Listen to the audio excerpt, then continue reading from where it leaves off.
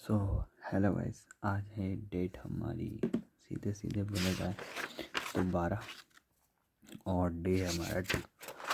तो 12 तारीख मतलब 11 Feb, day number 2। Day number 2 में आज हम शुरू करेंगे मैथ्स की सेकंड क्लास। और मैथ्स में हम क्या पढ़ रहे हैं आपको पता ही, अरिथमेटिक। तो एक बार हम रिवाइज कर लेंगे स्पीड में। तो सबसे पहले हम रिवाइज, हमारी प्लानिंग 120 दिन की है, जिसमें हमको इंग्लिश और रीजनिंग के साथ मैथ्स और जीके जीएस कंप्लीट करना है। बट जीके जीएस को हम थोड़ा सा यहाँ पे आराम दे रहे हैं। हम पहले रीजनिंग कंप्लीट करेंगे, उसके बाद उसको लेकर आएंगे। तो हम आगे बढ़ेंगे तो हमने जो जो कल पढ़ा उसको एक बार हम इसमें देख लेंगे और एक बार फिर स्लाइड से रिवाइज कर लेंगे। नंबर सिस्टम पढ़ा हमने, नंबर सिस्टम में रियल नंबर पढ़ा, इमेजनरी नंबर पढ़ा, कॉम्प्लेक्स नंबर पढ़ा। तो सबसे पहले हमने देखा रियल नंबर होता क्या है। रियल नंबर जिसको हम संख्या रेखा पर दर्शा सकते हो उसको हम रियल नंबर बोलेंगे। उसके बाद इमेजनरी नंबर आयोटा, ठीक। कॉम्प्लेक्स नंबर दोनों का मिश्रण, इसको बोलेंगे कॉम्प्लेक्स नंबर। रियल नंबर क्या होता है? वास्तविक संख्या वह संख्या होती है जिसे हम p/q के रूप में डिनोट करते हैं, उसे हम रेशनल नंबर कहते हैं। रेशनल नंबर ये हो गया। इरेशनल नंबर जिसको हम p/q के रूप में डिनोट नहीं कर सकते उसको हम इरेशनल नंबर कहेंगे। फिर रेशनल नंबर में हमने देखा integer, natural number, decimal. Integer में देखा ओड, इवन।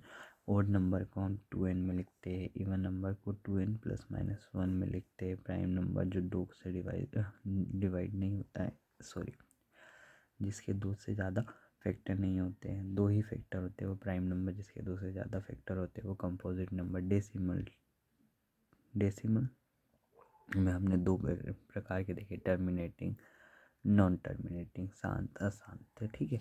फिर हम आगे बढ़ने के बाद हमने इंटीजर देखा। इंटीजर जो प्लस में भी होता है माइनस में भी होता है, पॉइंट में नहीं होता इंटीजर, है ना। इंटीजर प्लस में और माइनस में। इंटीजर में नेगेटिव इंटीजर को हटा देने के बाद पॉजिटिव बचता है, पॉजिटिव को होल नंबर कहते हैं। फिर उसके बाद नेचुरल नंबर देखा हमने। नेचुरल नंबर का 0 होल नंबर से हटा दो तो नेचुरल नंबर बनता है। नेचुरल नंबर में हमने देखा एक ना तो हमारा प्राइम है और ना ही कंपोजिट है। प्राइम में हमने देखा जो स्वयं से और 1 से कटता है वो प्राइम, उसके अलावा सब कंपोजिट में 2 से अधिक फैक्टर होते हैं। प्राइम होते हैं 1 से लेके 100 तक 15, और 1 से लेके 100 तक 25, 1 से लेके 50 तक 15। उसके बाद हमने 1 से 200 तक देखा कितने होते हैं, 46, बार बोलना है 46। 1 से 500 तक 95, 1 से 1000 तक 168, छोटा 2, 7, 97, 101, 997, 1000, 999, 71, ठीक है। इंटीजर में देखा हमने ओड, इवन, वो पहले बताना था, ठीक है। डेसिमल में टर्मिनेटिंग, नॉन टर्मिनेटिंग, टर्मिनेटिंग जो खत्म हो जाए, नॉन टर्मिनेटिंग 2 प्रकार की, non terminating and repeating, non terminating but repeating, non terminating and repeating, non terminating non repeating, चलते ही रह रहा है ऐसे, ठीक है। डेसिमल होते हैं। इसके बाद हमने देखा रेशनल, फिर देखा हमने इरेशनल डिटेल में, और ये हमारी क्लास हुई खत्म। अब यहाँ तक हमने पढ़ लिया था, 3 मिनट में हमने रिवाइज भी कर लिया। इसके बाद हम आगे बढ़ेंगे तो हम थोड़ा सा एक बार स्लाइड रिवाइज कर लेते हैं सर की, ठीक है। व्यू PDF के ऑप्शन पे जाके एक बार हम स्लाइड कंप्लीट कर लेते हैं।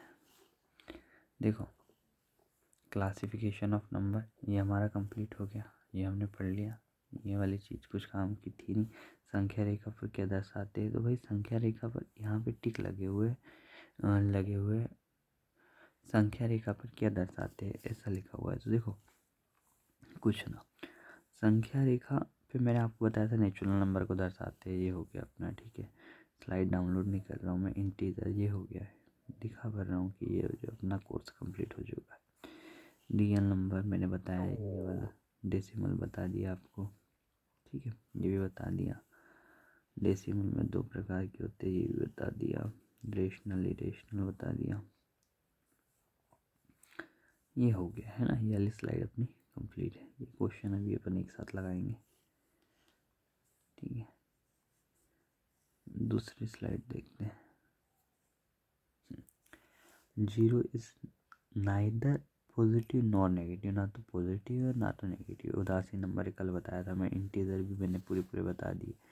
नेचुरल नंबर में मैंने आपको एक को ये सब बता दिया लगभग, ठीक है। 6n+1 भी बता दिया, एक के बारे में बता दिया, 1 से लेके 100 तक भी बता दिए मैंने कितने होते हैं 25 से। एक बार आपको रिपीट दिखा देते हैं। 1 से लेके 100 तक 25 होते हैं, लिखा था मैंने यहाँ 15 और 10 25। 1 से लेके 100 तक। 1 से लेके 200 तक कितने होते हैं, कहाँ लिखा है? 1 से लेके 200 तक 46। 1 से लेके 500 तक 95। 1 से लेके 1000 तक 168। सबसे छोटा 2, 2 के बाद 11, 11 के बाद 97, 97 के बाद 101, 101 के बाद 997, 1009 और 9973। जी सॉरी, यहाँ पे मैंने गड़बड़ कर दिया था, इसको मैं सुधार कर लूँगा। 9973, 9973, ठीक है। उसके आगे वाले भी याद रखना है, बट हम यहीं तक चलेंगे। 1009 के बाद 9973 तक, ठीक है। 9973 तक, उसके आगे देखेंगे। अब देखो, 2 कॉन्सेप्ट पढ़ना है। सबसे पहले पढ़ना है क्वीन प्राइम नंबर,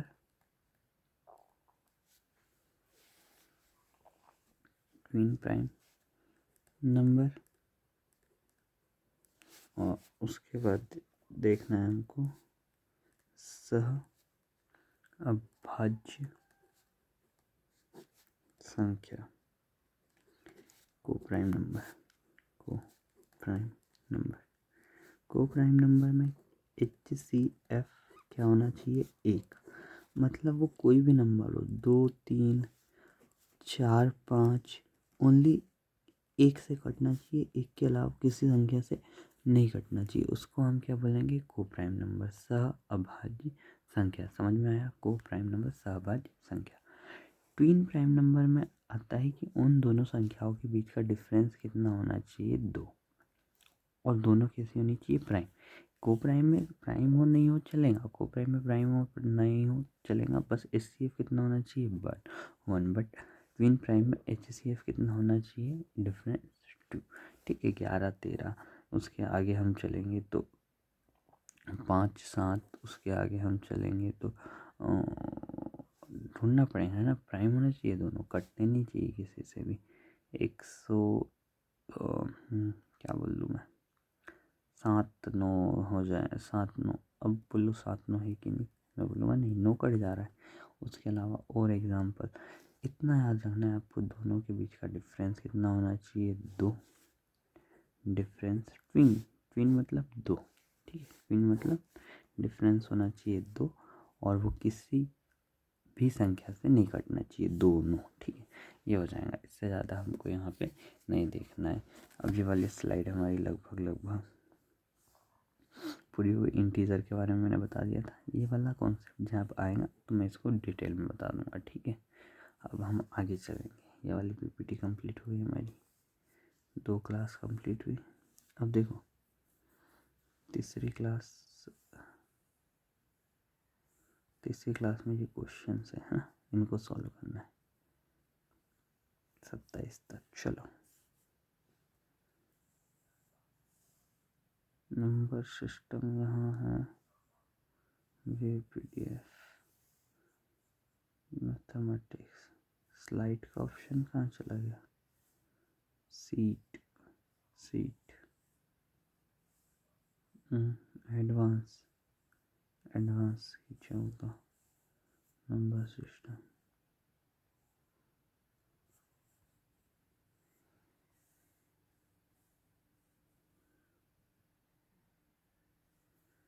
इसको डाउनलोड कर लेते हैं।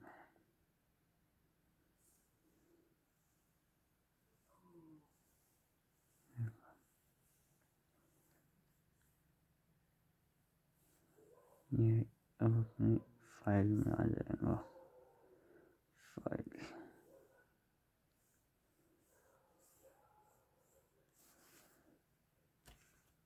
अब शुरू करते हैं क्लास।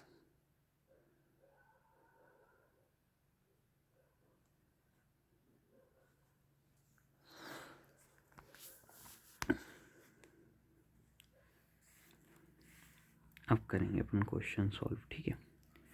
आज की क्लास में जितने क्वेश्चन हो सके उतने करेंगे और मैं अपने तरीके से सारे क्वेश्चन अटेम्प्ट करवाऊँगा।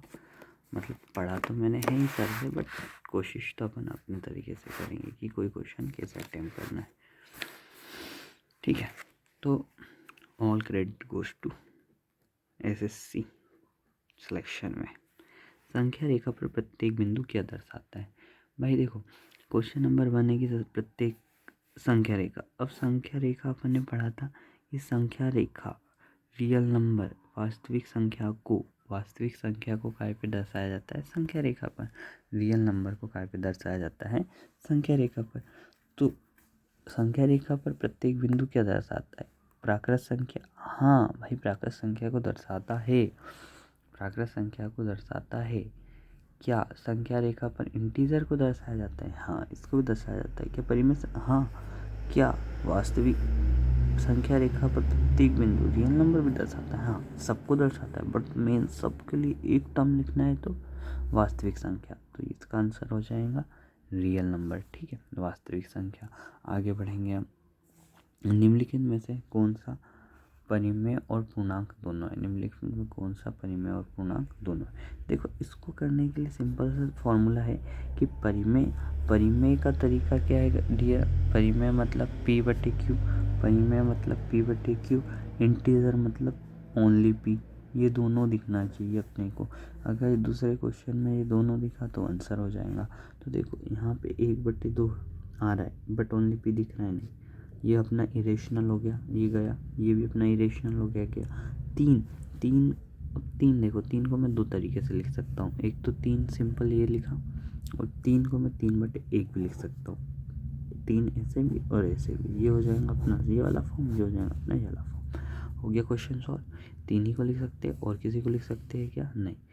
अब अपन ऊपर चलेंगे। निम्नलिखित में से कौन सा सही है? ठीक है, ध्यान से देखो। निम्नलिखित में से कौन सा सही?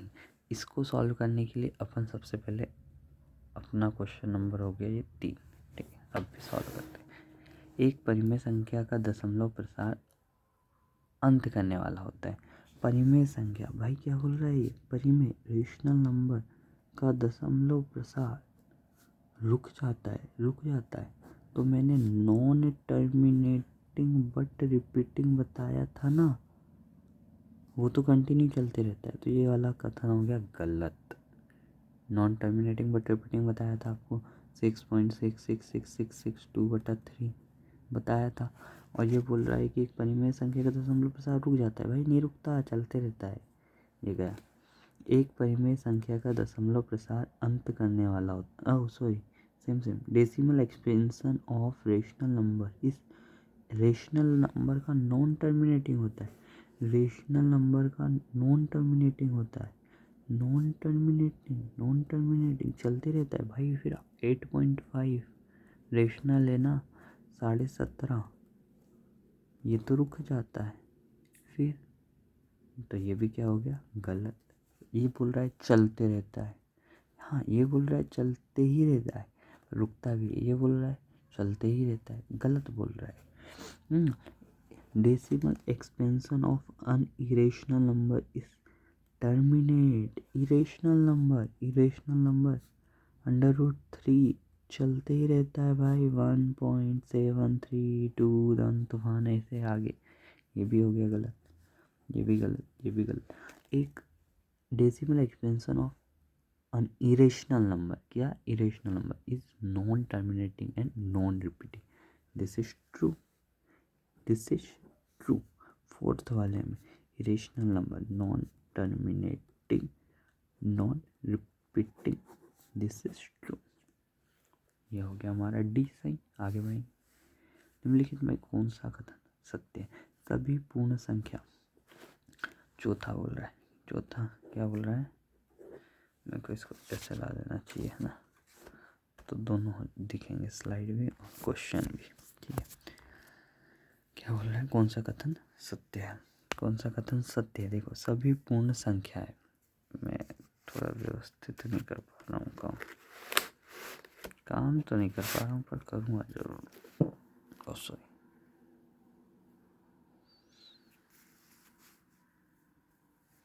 चलो, सभी पूर्ण संख्याएं परिमेय होती है। सभी परिमेय संख्याएं पूर्णांक होती है। सभी पूर्णांक अपरिमेय होती है। कोई भी वास्तविक संख्या परिमेय नहीं होती। ये इधर इधर हो रहा ना भाई। बस देखो, चौथा क्वेश्चन सॉल्व करना है। सभी पूर्ण संख्याएं कौन सी है? होल नंबर की बात कर। सभी होल नंबर परिमेय होती है। होल नंबर चालू ही हो रही, 0 1 2 3, इनको बोल रहा है परिमेय होती है। परिमेय के तो बच्चे है भाई, ये तो परिमेय तो होंगे ना। इनमें एक लगा दिया तो ये हो गई परिमेय। तो ये वाला स्टेटमेंट सही है। और कौन सा पूछा था इसने? सत्य है। सत्य ये सही निकल गया ना, तो आगे के हमको नहीं पढ़ना है, छोड़ देने का, दिमाग ही नहीं लगा कि सही नहीं है। ठीक है, पांचवा देखना है, सही नहीं है। मैं डायरेक्ट 5 लिख रहा हूँ ना। केवल जल्दी जल्दी करेंगे। केवल 4 अंक की अभाज्य संख्या होती है, देख लिया। 2 होती है, 3 होती है, 5 होती है, 7 होती है, सही हो गया। नहीं बोल रहा, ठीक है। अपरिमित रूप से अनेक अभाज्य संख्या होती है, ये भी सही है, ठीक है। पहला, दूसरा, तीसरा, एक अभाज्य संख्या के केवल 2 गुणनखंड होते हैं। एक अभाज्य संख्या के 2 गुणनखंड होते हैं, सही है। सभी अभाज्य संख्या विषम होती है। 2 विषम है क्या? नहीं, ये वाला गलत हो गया। ये गलत, यही सही, ठीक है। मतलब उन्हें पूछा सही नहीं है, तो ये सही नहीं है, तो ये सही हो गया। निम्नलिखित में से कौन सा कथन सत्य है? ठीक है। प्रत्येक सम्मिश्र संख्या को वास्तविक संख्या के रूप में व्यक्त किया जा सकता है। सम्मिश्र संख्या मैंने आपको बताया था, सम्मिश्र संख्या 6 + 3 आयोटा, ये हो गई हमारी सम्मिश्र संख्या। क्या प्रत्येक सम्मिश्र संख्या को, भाई ध्यान रखना, क्या प्रत्येक सम्मिश्र संख्या को वास्तविक संख्या, अगर उसमें आयोटा लग रहा है तभी तो सम्मिश्र बन रही है। तो प्रत्येक सम्मिश्र संख्या को वास्तविक संख्या के में कैसे दर्शा सकते हैं भाई? नहीं दर्शा सकते ना, ये वाला गलत है। प्रत्येक पूर्णांक एक प्राकृतिक संख्या है। प्रत्येक पूर्णांक इंटीजर में प्लस भी माइनस भी सब आ रहे हैं, और नेचुरल नंबर यही है। तो पूरे को आप नेचुरल नंबर बोल रहे हो, गलत हो गया। वाह, समझा मैं अच्छा रहा हूँ यार। आई थिंक मेरे को ऐसा लग रहा है अच्छा समझा रहा हूँ। प्रत्येक वास्तविक संख्या रियल नंबर, हाँ, को सम्मिश्र संख्या के रूप में लिखा जा सकता है। रियल नंबर 4 हो गया। क्या मैं इसमें 0 लगा के आयोटा लिख दूँ? ये बन गई अपनी सम्मिश्र संख्या। हाँ, तो ये वाला कथन सही होगा। रट्टा रट्टा सा लग रहा है ना, ये मेरे को भी लग रहा है रट्टा सा। प्रत्येक वास्तविक संख्या पूरी होती है, एक पूर्णांक होती है। प्रत्येक पूर्णांक एक वास्तविक संख्या होती है, ये लिखा होता तो ये सत्य होता, बट ये वाला गलत है, ठीक है। चौथा वाला गलत है, ठीक है। सही कौन सा हो गया? तीसरा, थर्ड इज राइट। कितने क्वेश्चन हो गए? 6 हो गए। आगे बढ़ते चलो। 7वां क्वेश्चन नंबर 7 ऐसे करेंगे भाई, पूरा मैथ निपटाएंगे इसी तरीके से। निम्नलिखित में से कौन सा सही नहीं है?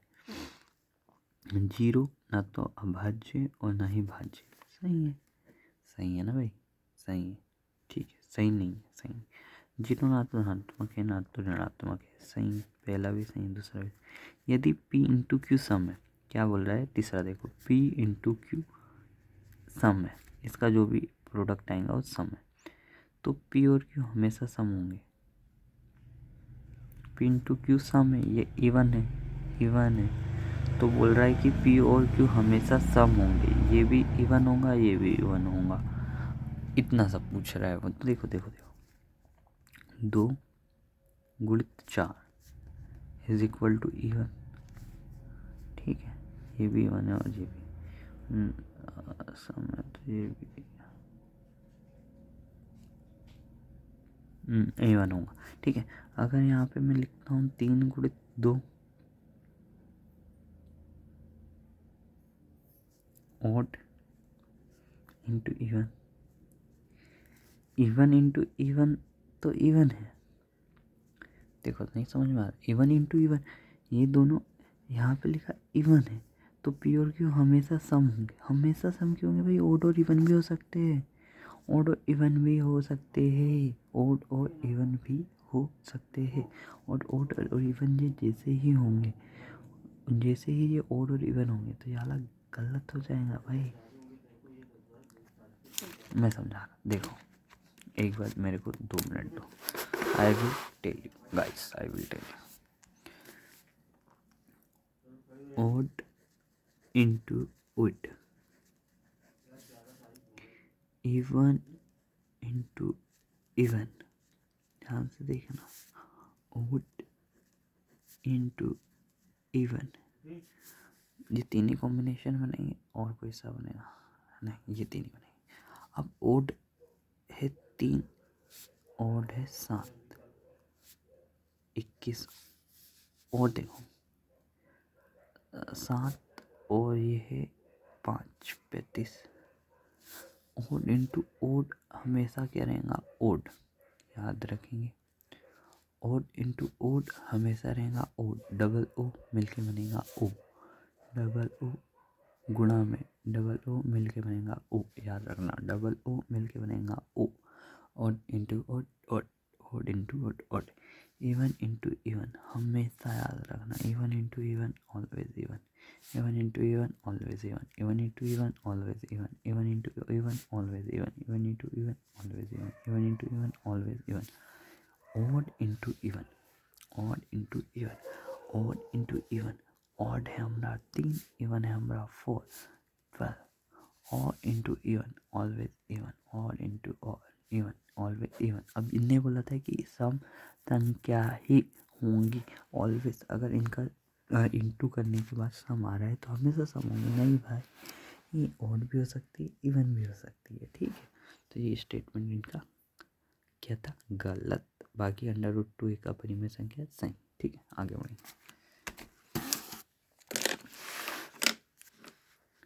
प्रश्न क्रमांक 8, सर से स्पीड में करना है ना क्वेश्चन, नहीं तो फिर मतलब ही क्या है। क्वेश्चन नंबर, निम्न में से कौन सा कथन कौन से गलत है।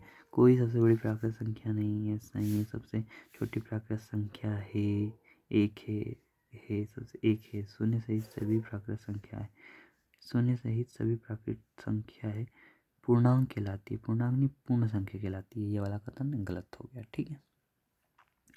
संख्या एक है, सबसे छोटी प्राकृत संख्या एक है। कोई सबसे बड़ी पूर्ण संख्या नहीं है, कोई सबसे बड़ी पूर्ण संख्या नहीं है। हाँ सही, ठीक है। कौन सा गलत है, ये वाला शून्य सहित वाला, ठीक है। निम्नलिखित 9 पर विचार कीजिए, बताइए कि उनमें से कौन सा सही है। क्वेश्चन नंबर 9 चलेंगे। प्रत्येक अभाज्य संख्या विषम है, प्रत्येक अभाज्य संख्या, अभाज्य संख्या 2, 3, 5, 2 विषम है, सम है ना, ये गलत होगी। किन्हीं दो अभाज्य संख्याओं का गुणनफल विषम होता है, किन्हीं दो अभाज्य संख्याओं का गुणनफल विषम होता है, गलत हो गया। क्योंकि 5 दूनी 10 सम भी हो सकता है। अभाज्य संख्या है तो क्या हुआ, यदि n एक प्राकृत संख्या तो √n हमेशा एक प्राकृत संख्या होगा, कह नहीं सकते। √3 लिख दिया 10वें में √3 लिख दिया तो ये प्राकृत संख्या होगा नहीं। अंडर हमेशा एक परिमेय संख्या होगा, परिमेय होगा, परिमेय कैसे बोल सकते हो, परिमेय 4 लिख दिया, 5 लिख दिया, अपरिमेय हो जाएगा। 5 लिख दिया, अपरिमेय हो जाएगा। हमेशा एक अपरिमेय संख्या होगा नहीं, अपरिमेय 4 लिख दिया, परिमेय हो जाएगा। या तो प्राकृत संख्या है परिमेय, हाँ ये सही, ठीक है। दो क्रमागत संख्या है, दो क्रमागत संख्याएं 12, दो क्रमागत संख्याएं, दो क्रमागत संख्याएं, याद रखना, दो क्रमागत संख्याएं हमेशा को प्राइम होती है। क्या होती है, को प्राइम होती है। एग्जाम्पल के लिए 11, 13, 12 को प्राइम, 13, 14 क्रमागत को प्राइम होती है, रट लो यार। दो पूर्णांक पी और क्यू, देखो ज़्यादा क्वेश्चन में थोड़ा सा इंग्लिश में पढ़ लूँ क्योंकि हिंदी में इसमें दिक्कत है, ठीक है। Consider the following statement in respect of two integer P and Q. Integer है, पूर्णांक समझ में आ गया, पी एंड क्यू बोथ 1 से बड़े। दो इंटीजर है हमारे पास, देखना है ना, दो इंटीजर है हमारे पास, इंटीजर और दोनों 1 से बड़े हैं, पी और क्यू, ठीक है। Which are relative prime, relative prime बोल रहे हैं, दोनों क्या है, रिलेटिव प्राइम, प्राइम नंबर है। रिलेटिव प्राइम है ना, ट्विन प्राइम नहीं, रिलेटिव प्राइम है, रिलेटिवली प्राइम, प्राइम मतलब सह अभाज्य संख्या, सह अभाज्य संख्या। और सह अभाज्य जैसे ही बोला तो आपको समझ में आ जाना चाहिए HCF कितना है उनका, 1 है, ठीक है। ठीक, अब देखो बोथ P और Q दोनों अभाज्य संख्या हो सकती है, इनने बोला पी और क्यू दोनों अभाज्य संख्या हो सकती है। अभाज्य, अभाज्य मतलब प्राइम, प्राइम नंबर हो सकती है भाई। पी और क्यू दोनों एक से बड़े होना चाहिए और अभाज्य संख्या होनी चाहिए, जिनका एचसीएफ बना है। तो 3 और 5 हो गए, डील नंबर 1 क्लियर। 7 और 11 डील नंबर 1 क्लियर। पहला सही। दूसरा देखो, बोथ पी एंड क्यू में बी कंपोजिट। पी और क्यू दोनों भाज्य संख्या हो सकती है। आराम से भाई, भाज्य संख्या दोनों भाज्य संख्या नहीं हो सकती। भाज्य संख्या ना, भाज्य, हाँ 2 और 15। HCF देखेंगे तो HCF आ जाएगा, HCF आ जाएगा 1, HCF आ जाएगा 1 और दोनों भाज्य है। इसको 4 और 15 कर लो, 2 और 15 गलत हो गया था, 4 और 15। नंबर उनने बोला ऐसा भाज्य पी और क्यू को हम जो चाहे वो बना सकते हैं ना, दोनों भाज्य संख्याएं हो सकती है। हाँ हो सकती है। 4 और 15 आराम से। पी और क्यू में से अभाज्य और दूसरी भाज्य, पहली अभाज्य और दूसरी भाज्य हो सकती है आराम से भाई। अभाज्य और भाज्य तो एक 21 ले लो और एक 2 ले लो, 2 ले लो, 2 नहीं लेना 5 ले लो, 7 ले लो, आराम से कुछ भी ले लो। 2 ले लिया मैंने, ये भी तीनों सही है, 1 2 3 तीनों सही है, इसमें कोई दिक्कत नहीं है। आगे बढ़ेंगे ठीक। निम्नलिखित क्वेश्चन नंबर, अब चलेंगे 13 पर, क्वेश्चन नंबर 13 में ठीक है। निम्नलिखित कथनों में से कौन सा कथन सही नहीं है? कथन सही नहीं है। 2 से अधिक दो अभाज्य संख्याओं का अंतर, 2 से अधिक दो अभाज्य संख्याओं का डिफरेंस, 2 से अधिक दो अभाज्य संख्याओं का डिफरेंस, 2 से अधिक दो अभाज्य संख्याओं का डिफरेंस 2 से विभाज्य होता है। भाई देख, 7 - 5 2, 2 से विभाज्य। 11 - 2 से अधिक चाहिए।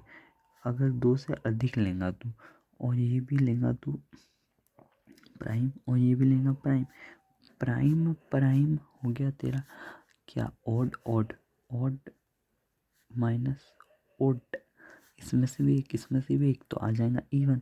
अगर इवन आएगा तो हमेशा 2 से क्या होगा, डिवाइड, खत्म। इससे ज़्यादा दिमाग नहीं लगाना है ठीक है। अब आगे चलेंगे हम। इसमें से पूछा था कि कौन सा कथन सही नहीं है, तो ये वाला तो सही है ठीक है। आगे चलते हैं, आगे चलेंगे तो देखो यार, व्यवस्थित काम नहीं हो रहा है, अब भी करते हैं, अब पे ठीक करके देता हूँ।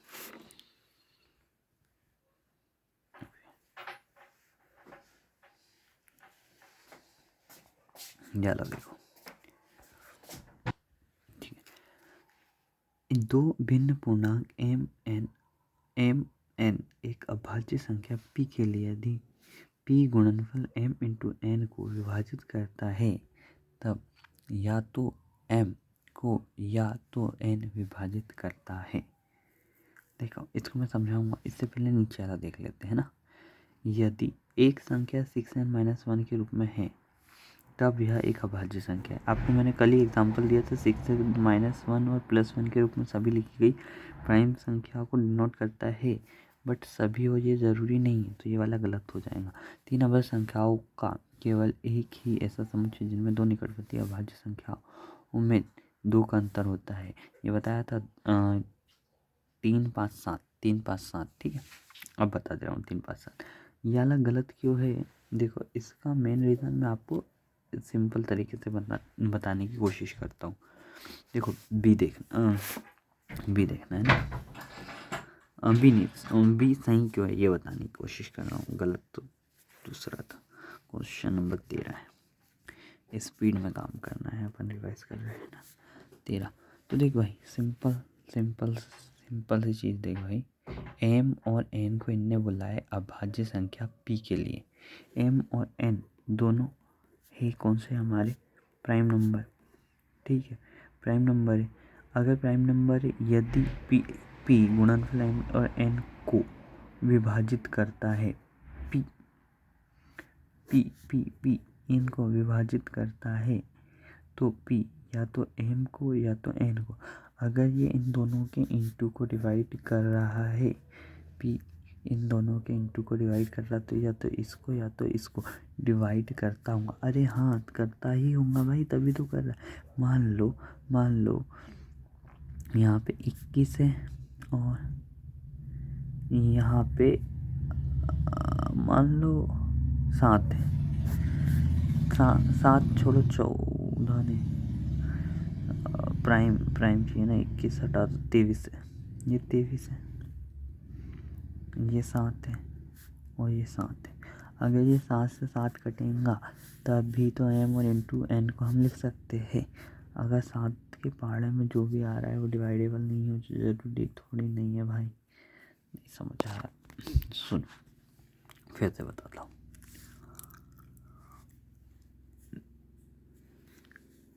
ये बोल के आ रहा है दो भिन्न पूर्णांक एम एन एक अभाज्य संख्या पी के लिए।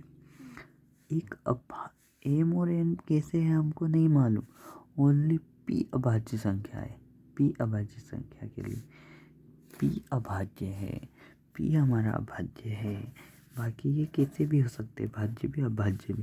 तो एक तो डेफिनेटली नीचे वाले से कटेगा तभी उनका प्रोडक्ट कटेगा, नहीं तो कोई भी हाल में नहीं कट सकता। सिंपल सा रूल है, याद रखो, दिमाग में लगाएंगे। दो लगातार पूर्णांकों में से एक सम है, दो लगातार पूर्णांकों में से एक सम है। अरे कौन सी बड़ी बात है, दो लगातार पूर्णांक 14, 15, एक सम एक विषम, सही बात है, कोई दिक्कत नहीं। विषम पूर्णांकों का वर्ग 8n+1 का रूप होता है। विषम पूर्णांकों का वर्ग, विषम पूर्णांकों का वर्ग क्या बोल रहा है, 8n+1, ठीक है। 3 हो गया, 5 का वर्ग हो गया 25, 8 तिया 24 + 1, 7 का हो गया 49, 8 छंग 48 + 1। अच्छा हाँ होता है, सही है, कोई दिक्कत नहीं, सही है, ठीक है। दो पहला भी सही दूसरा भी सही, ठीक है। 3 अंकों की सबसे छोटी अभाज्य संख्या 101। 3 अंकों की सबसे बड़ी अभाज्य संख्या 997। यही बताया था, मेरे को याद है जितना, एक बार बता दूं आपको, और 997 का योग पूछा है इसमें। क्वेश्चन नंबर कौन सा है भाई, 15, यहाँ लिख दे रहा हूँ। 7 और 1 8, 9 का 9, 9 और 1 10, 198। ऑप्शन नंबर 20 सही हो गया, ठीक है। 16, यदि a और b अभाज्य संख्या है तो निम्नलिखित में से a और b का योग नहीं हो सकता जहां a तथा b भिन्न अभाज्य संख्या है।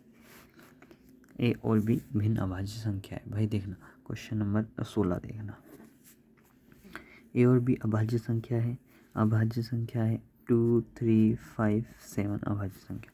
a और b का योग नहीं हो सकता। a और b दोनों भिन्न है तो इनका योग क्या नहीं हो सकता, ये उन्होंने पूछा है।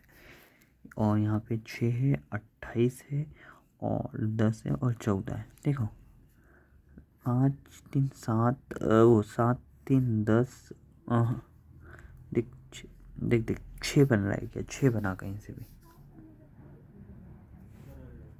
3 2 5 और 5 10, ये तो बन गया 2 3 और 1 5, इससे हमने बना लिया 10, ठीक है। 7 3 10, देख 10 तो हमने बना लिया, 10 हमने बना लिया, ठीक है। ऐसा तो है नहीं कि ए और बी यहीं तक है, आगे भी जा सकते, तो 11 भी मिलेगा हमको और भी मिलेगा 11 के बाद। बट तुम मेरे को 6 बना के दिखाओ, 6। मैं 6 इसलिए देख रहा हूँ क्योंकि 3 2 5 हो रहा है 5, 6 बनाने के लिए हमको छोटी ही चाहिए, तो 2 3 5 2 6 कभी बनेगा नहीं, तो ये हमारा गलत हो जाएगा, ये हमारा गलत हो जाएगा। समझ में आया। आज की क्लास हम यहीं ख़त्म करेंगे भाई, 35 मिनट हो गए, हमको आधा घंटा में कंप्लीट करना है सेशन। बचे हुए क्वेश्चन हम कल करा देंगे और कल कोशिश करेंगे कि 35 मिनट में पूरे क्वेश्चन निपटा दें। तो बाय, कल मिलते हैं भाई।